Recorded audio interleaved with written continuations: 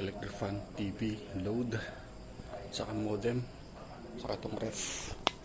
At subukan natin i-power up tong 1,400 watts na vacuum cleaner. Tignan natin yung magiging activity ng ating solar panel sa taas. It happens na may dumi lang dito mga idol, ha? So tatanggalin yung dumi na yan galing dun sa fan natin sa taas. Sinervisan kasi natin. Oo na yan.